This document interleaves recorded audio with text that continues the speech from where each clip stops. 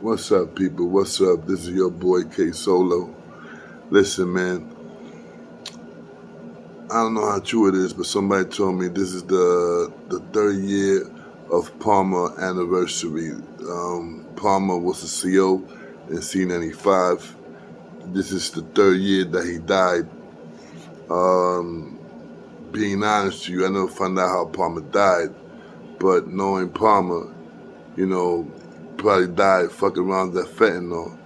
And that's when the fentanyl was out there strong. You know, a lot of people were doing the fentanyl. Even my brother Frankie died of that. So, I know how it is. You feeling me? So this goes to Palmer, my brother Frankie, everybody who died on that fucking fentanyl shit that is still out there and people are still doing it with no care, knowing that any day, shooting it, sniffing it, you could die with no problem. So I just want to tell everybody out there who's doing fentanyl, stop it. Stop it. Okay?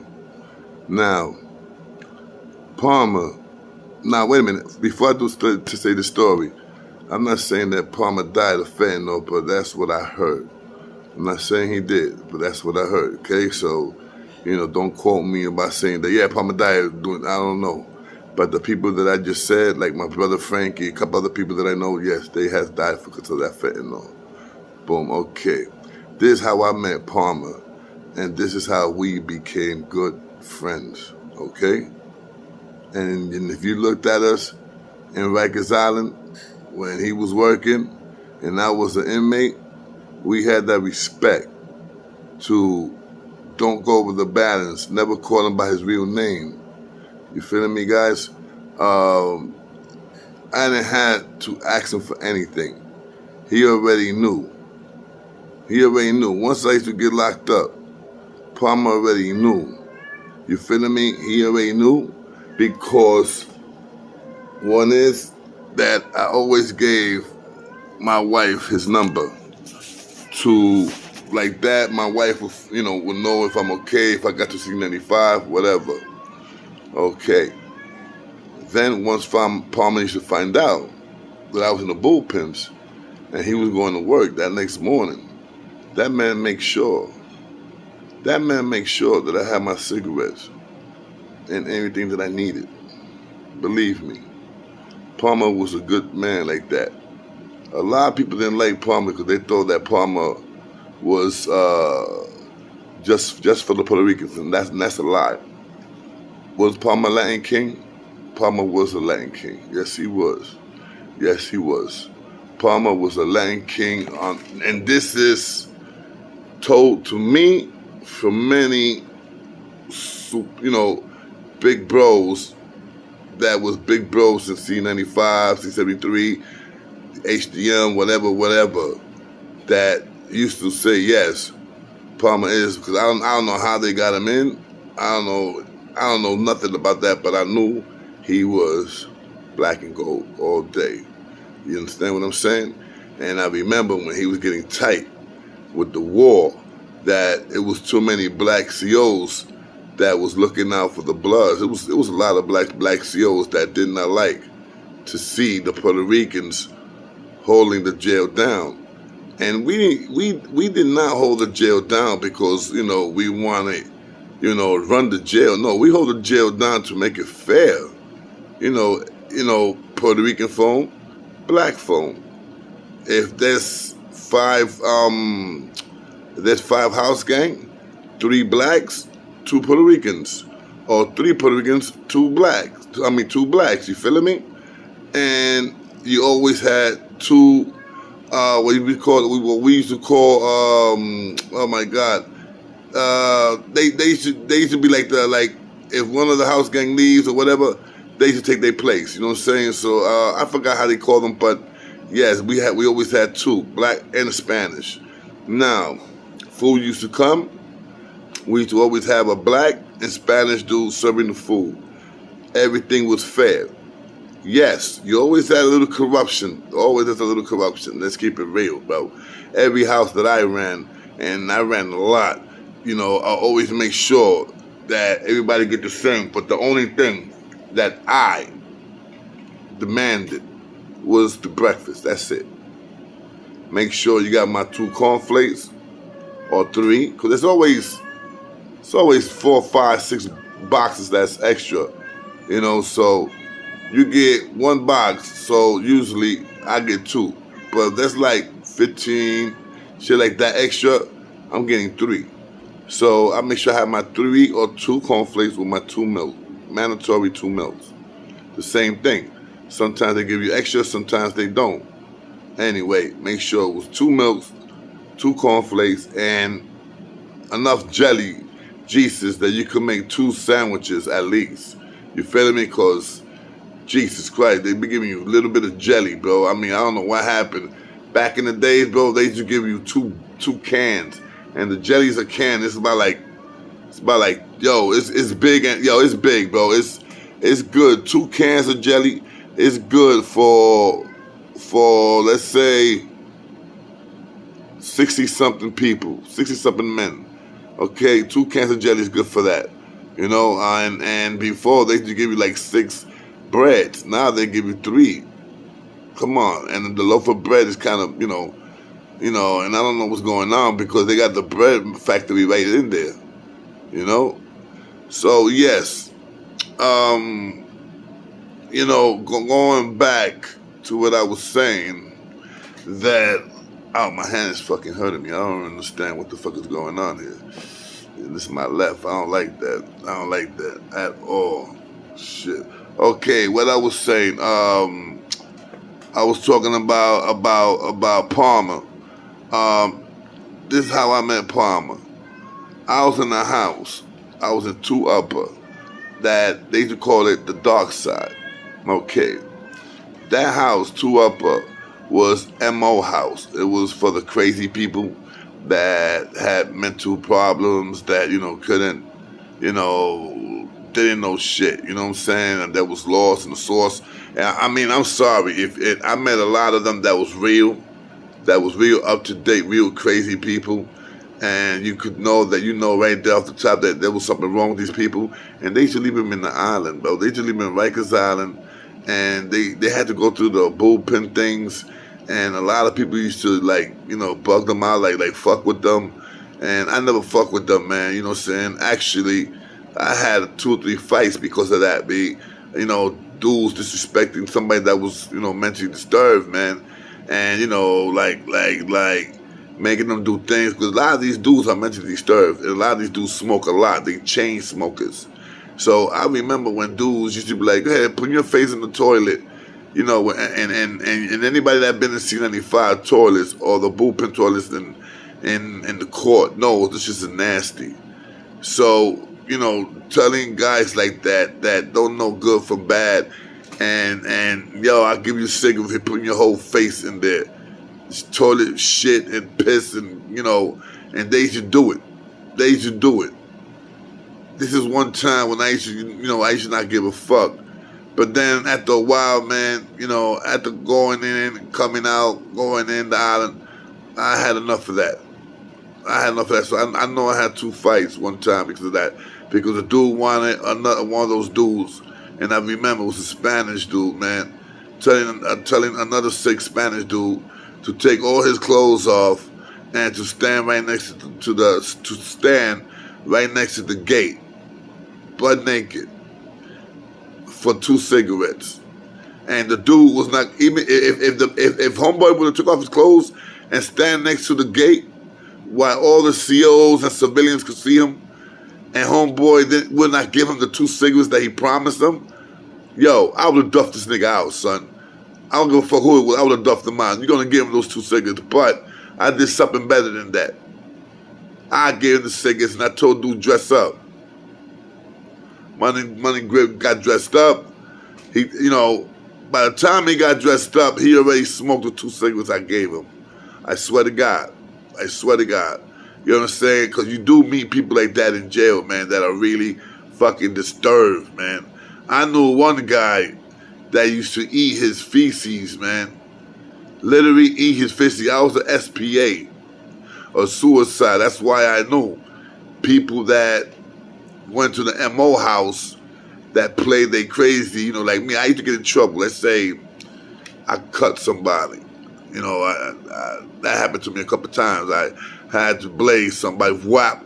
They catch the race on me or do snitches on me. Back in the day, you used to cut somebody, it used to be box time. Now, there's no more of that shit. But back in the days, it was box time. You feeling me? So now, you cut somebody, you're going to catch a new charge. Somebody's going to try to call me and it's going to fuck up my phone call. Trust me, guys. So, if it cuts off, I try to do a part 2. You heard? Now, Palmer. I remember Palmer going into work in that house, 2 Upper. Now, Palmer called, after being there for about an hour, he calls me. Hey, yo, could you come over here? I'm playing spades. First, he comes to my table. He does his count. Because they do counts, you know what I'm saying? Yo, everybody sit down or just stay what you're doing, and just don't move. They take their count. After he was finished with his count, he calls me, yo, can I speak to you? I looked at him and I said, yeah, sure, no problem. Boom, I'm like, what the fuck this dude want, man? What the fuck's wrong with him? Boom. I'm walking to him, he tells me, yo, what you doing in here? I looked at him, I said, what you mean what I'm doing in here? He said, I just checked your name, and your name is Rivera, right? And I said, yeah. He said, I checked your cell out. You got a nice cell, man. Everything's nice, stickers, your pictures. I see you have a lot of cosmetics, blah, blah, the whole 9 yards. I'm like, okay, and? I said, just because you're in jail doesn't mean that you gotta live good, bro. You know what I'm saying? I'm gonna live comfortable, and this for me is comfortable.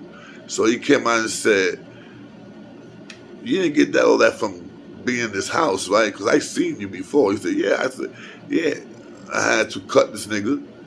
And then, you cut somebody, what they'll do is they don't stick you in the box back in that time. You used to go and say, yo, I cut him because voices told me to cut him. And forget about it, yo. They send you right to a fucking MO house. Quick. Sometimes it's kind of hard to get out of them. But, after a couple of months, they just see that I was doing good, and they see that, a lot of SEALs would be like, yo, he don't need to be here, they to get me out.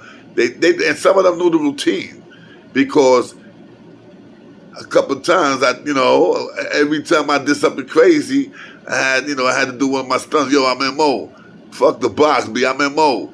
So, after a while, the doctors be like, yeah, I know why you're doing this, but I got to send you there because you're talking about voices.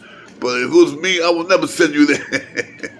You know what I'm saying? I used to just go there, chill for like a month, 2 months after that, checking his dad, bro. The captains, the lieutenants, they used to give me the tickets. They already knew time. And they used to be like, Rivera again? Look, man, I'm never going to wait, because you can't not give MO person a ticket back in those days. Yo, one time, I took this doctor's folder, his whole fucking folder, the suitcase. I took that nigga's suitcase and I started walking around with it, making believe I was crazy. And you know what you could get for that shit? If somebody in population would have done that, that's a new fucking charge, bro. From looking at other inmates' records, P. You know what I'm saying? I wouldn't know who had HIV, who didn't HIV. So, you know what I'm saying? So of course I did. I opened up the shit. I went to my cell. I opened up. The doctor was like, look, he went in his cell. Then I came back out the cell. I looked at a couple pages, came out the cell, then I gave it back to him and shit. After that happened, 2 days later, I was kicked out. Militant kicked me out. He had enough. Militant was one of the COs that he needed the mission to be done. He had to pay like he weighed. A lot of bags of trees I got from Militant. So yeah, Palmer, man. So that day I speak to Palmer, right? So I'm walking back and forth with Palmer all through the house, to the house, they cells. So I'm walking up. It's 34 cells. So I'm walking up, walking down, walking up, walking down. So anyway, and he starts doing push-ups. I look at him. I said, this motherfucker's high. This motherfucker is high. I don't want to hear it. He's high. So I'm dying to tell him, yo, you fucking around, man. But, I didn't want to disrespect him like that. So, boom, the end of the night, it's like about 10 o'clock. Everybody get locked in at 11. No, bullshit, at 10:45, everybody get locked in. You know what I'm saying? So, I already had my fucking hour. At nighttime was my hour. My slot time was that time you can use the phone, man, beautifully, man. All the hours you needed. Thank God the phones ain't like that right no more. Now you gotta pay for your phone calls, and let me tell you, they robbing inmates like crazy. But an inmate, and this is true story, an inmate. All right, you ready for this? Inmates. Now inmates. Bloods, Kings, Trinitario, Nieta, Muslim, 5%, whatever the fuck you have, MS-13. They will kill each other. They will kill each other. Then for a fucking phone that's robbing them, I mean, it's robbing you, bro. It's charging you. The last time I remember, for 3 minutes, bro, 4 minutes, let's say what we call a click. A click is 13 minutes. For 13 minutes, bro, they charge you $1 something. Okay, bro. So let's say you make a phone call. You calling your girl ain't there. You be like, all right, listen, man, I'm gonna call you right back. Tell her I'm gonna call her right back at such and such time. She be like, all right, whoever's there. Boom. You tell the next dude that got slide testing your son, you want to take 10 minutes right now, and then you give me the phone back on your slide time. I take 10 minutes to see what's up with my girl. Like, yeah, no problem, whatever. You get back, now you hang up. That's like when I was there, the last time I was there, that was like there, right there only 98 cents.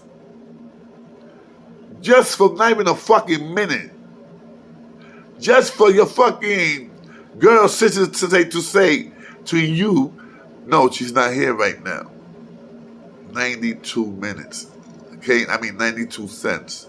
Just for that. You hang up. You call again, let's say in about an hour. Boom. Your girl is there. Now, you don't got the whole 13 minutes because remember, you called up and they charge you the 92 cents, but they also take 2 minutes from you. Just for them to say, no, she's not here. Bye-bye. Click. They take 2 minutes out of you. So you really paying fucking almost $2 and something cents for motherfucking 11 minutes, bro. So they robbing inmates like crazy. And then we, as inmates, want to kill each other for something that they robbing us for. They robbing us. This is the mentality of the inmates, man. This is the mentality of the Latin Kings and the Bloods, of whoever's there. Gangs, family, whatever you want to call it. That's the mentality. To fight with each other. Instead of saying, fuck this, we ain't paying no more for no phones. Yo, nobody going to commissary. Nobody going to work in the mess hall. No work at all. We all staying here. Everybody don't go to SIP call. Everybody just say fuck it. And I guarantee you, the phones will go. They will make them like they used to. And I guarantee you, the cigarettes will come back. You know how important it is, man, that you go to court and you cop out to 15 to 25, or you blow trial 25 years and you got to go back in the fucking bullpens and you want the cigarettes so fucking bad because you want to calm down your fucking nerves and you can't do that? And you're not even fucking sentenced. And they're not doing it because they're doing it for your behalf. They doing it because they don't want to admit that if people non-smokers catches cancer, they have the rights to sue. You feeling me? If a non-smoker catches cancer, they have the rights to sue. It happened in 1998. 7 inmates, upstate prison. Never smoked before. Been in jail one of them been in jail for 10, another 15, another one 7, 8 years. They all got what? You ready for this, bro? I think it was $7 million.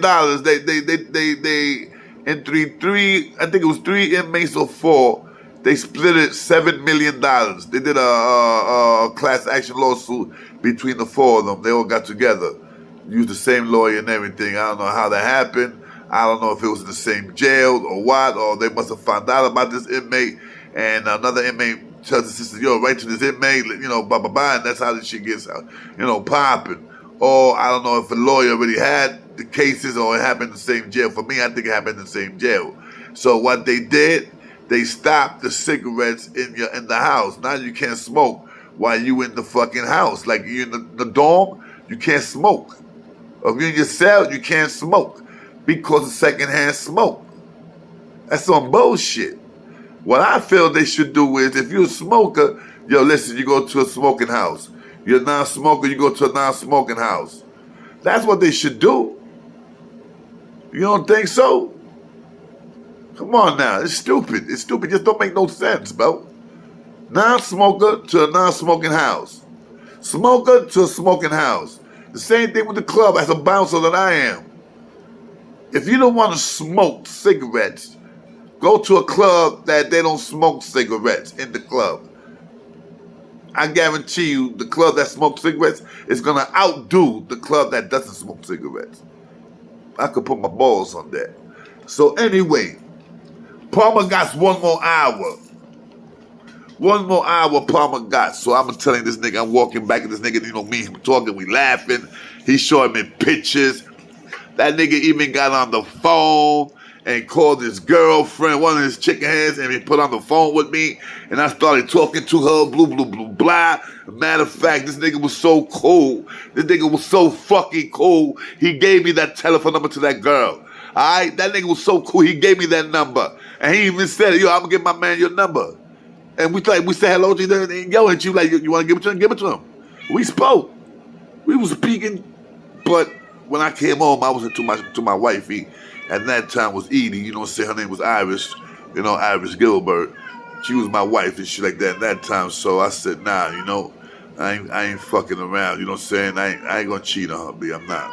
So anyway, it was good talking to the other girl though for a little while on the phone and shit like that for a couple of weeks, maybe a couple of months, being honest to you. I was in the island, B. This is my second bid, you heard? I was in the island waiting to go upstate on a 2 to 4. A 2 to 4. That means you do what? 24 months, you do 2 years, and you got 2 more years on probation. On parole. But I did motherfucking, ready for this? I did 13 months in the island. 13. Out of 13 months in the island, I was already sentenced. 12 months. I was waiting to go upstate for motherfucking 12 months to go upstate. So when I went upstate, I had 13 months in. So I had 3 more months to do. So when I went upstate, when you got 13 months, I think it's 13, you go to the parole board the following month. But then when I got to Elmira, what happened? It was too late for the parole just left Elmira. So I had to wait for the following month to see the parole. So I saw the parole in motherfucking Orleans Correctional Facility, right across the street from the women's, what's the women's jail? Albion. Yeah, no question. Yeah, I had me shorty over there, a little black girl over there. I used to write to her, no question. We used to write to each other. They had ways when you used to play like baseball. They had 2 baseball fields. They had the one to the left and one to the left, one to the right. The one to the left, we used to, you know what I'm saying? Right there, we used to holler. We used to maybe we were batting and shit. We like, all right, Bill, number 31, 45, 99. And the girl used to write that shit down. Boom, then you get a letter from her, and next you know you got her shit, you know what I'm saying? And then they got a picture. The one that I took to was a cutie. Yeah, baby. What are we doing? Give me food. Okay, you want it like style with a little bit of each? Oh, whatever. Huh? All of it, yes. So anyway, so the next thing you know, son, I just say, man, I came home, man, I ain't paying the money. I wrote to Shorty like 3 times. Yes, I did. And I sent her like about $50. I think I sent her 25 the first time. Then I sent another 25. Then I told her, look, I can't write to you no more. Blah, blah, blah. I got my wifey here, you know what I'm saying? Zuzuza. And the shorty was holding me down. Wifey was holding me down, man. She held me down for a minute, Edie. I ain't gonna lie, son. She held me down for a minute, son. She was there all day, every day with me. I mean, sometimes they say when you break up with a girl, B, you don't know how bad it is until the shit happens, bro. And let me tell you, man, it's still happening to me, man. There's not a day that goes by that I don't think about that woman, bro. Not a day, bro. You know, what can I say? That was my Edie. Anyway, so Palmer. So now I come to Palmer and I'm smoking a cigarette. He said, yo, let me get one. I said, yeah, Palmer, here, boom, I'm blazing with the cigarette. Next thing you know, he's smoking a cigarette, right? So excuse me, guys. So I go and I say, yo, Palmer, man, be honest with me. I said, be honest. He said, yeah, what? I said, you fucking around, right? He looked at me, he said, what you mean fucking around? I said, you fucking with that dope. And they like, yo, nah, man. I said, yo, Palmer, man, your nose is red. You're rubbing your nose like crazy. You know, your eyes are droopy. I know, my brother. My brother used to fuck with that. You feeling me? And plus, you came at me with the, yo, do you fuck around with the dope? You know what I'm saying? He told me, you know, when we started talking, he was like, well, what was your choice of drugs out there? I was like, weed, weed. I used to drink. Sometimes I do a little blow. You know what I'm saying? So it was like, oh, word? He said, you ever did heroin? And I said, nah, man, I never did heroin. I said, yeah, matter of fact, yeah, I did one time. And that shit had me throwing up like crazy. And I said, yo, I was like 15 years old when I did it. And I said, and it was not heroin, it was choco fine. And yo, son, I remember that shit was nasty, bro. I threw up blah, blah, all through my hallway, son. Yo, when the super was cursing the shit out of us. Yo, my woman did this shit, motherfucker. Wow, I remember that shit was like the Exorcist. Yo, I'm serious. It was nasty. Choco Fine was nasty. So I said, yeah, what time he was telling me. I think he probably was trying to tell me, yo, you want to hit? So anyway, I kept on hitting him. So boom, bam, for the whole hour. I said, look at you going right back to the floor. You feeling good, kid? You sweating? So he came on, he was like this. He said, you know something, you a smart motherfucker. You too smart for yourself. So I looked at him. I said, I want you to know, Poppy, you know, Puerto Rican to Puerto Rican. I don't fuck around with that. If I would have fucked around, I would have told you, yo, let me get a bump. I mean, not a bump. I used to call it, let me get a hit. And then they go like, you know something, I would have gave it to you. For real, son. Let me tell you. The last time I saw Obama when I was in jail was the last day of me being in Rikers Island, and that shit was 06. I saw Palmer when I came home. I saw Palmer 07, 08. No, I came home in parole violation 06. I went in the end of December of 05, and I came out 11 months later, 10 months later. So in 07, I saw him. I was out like for about 3 months. Me and him was talking in front of my block for like a minute. He saw me driving. He was driving by and shit. He's like, yo, he picked me up. I said, yo, I'm going home, man. I'm about to catch a cab. He's like, nah, I'll take you. Boom, I took him. But then again, you already know I had to take him somewhere to go get, 2-3 bags that when my man was selling the shit was bagging. So I was like, yo, my man got some good shit, man. He having a cheese line. Like, yo, let's go with it. Boom. And he already had like about a bundle. He stood with his shit, and he used to drink meth. So anyway, yeah, I'm saying that about Palmer because, he's dead. Everybody already, I ain't the only one that know. You know what I'm saying? A lot of people know about Palmer. That nigga used to take your drugs and sniff it right in front of you and say, what? What you gonna tell the captain? I'm serious. He used to find you with dope and you used to give him attitude, son. That nigga used to come back to you. You thinking the nigga's gonna write you up. He comes right back to you, son. And he be like, yo, here's your shit. I took some. And motherfucker, he look at it, bro. If you got like 5 bags, guarantee you only got 3 bags there. If you got grams and your shit is powdered down, just rocks, guarantee you he took a chunky out of there. But he will give you back. He won't take and debo you. He will not done that. And if he knew you, he used to come back. Yo, come on, pay the taxes. And nobody had no problem giving Palmer. Yo, here, Palmer, take a hit. Here, Palmer, put you like this, word to my mother's grave. The last time I saw Palmer, I was going upstate. My last parole hit. My last parole bid, I was going to state. He took me to the bullpens. So I go see my man Kojak. This is 12 lower. So I'm C95. So I like, yo, Kojak, I'm going to let you go, Poppy. You're here, man. Boom, boom. I had a watch. No, actually, I had 2 watches. I had 2 watches. I didn't know who to give it to.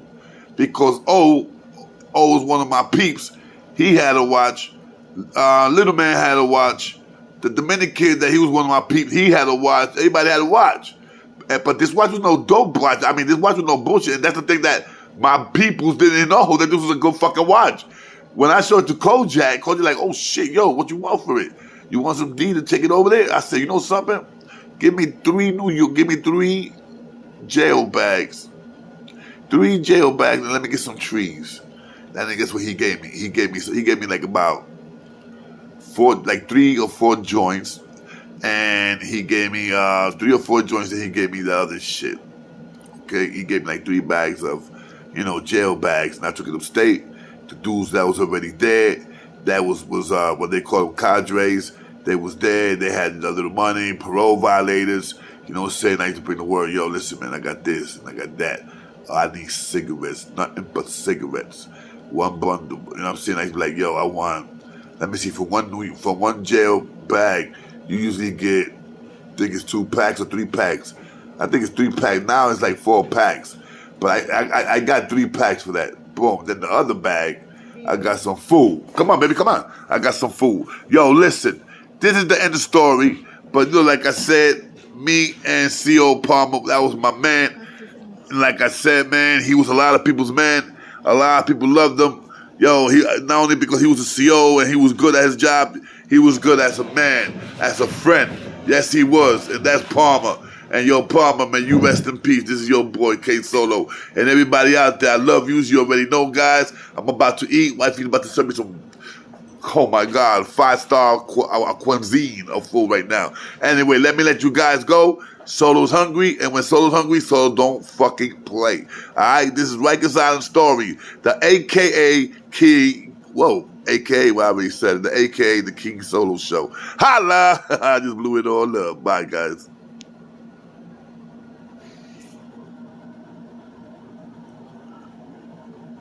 Turn off, yo. What the fuck?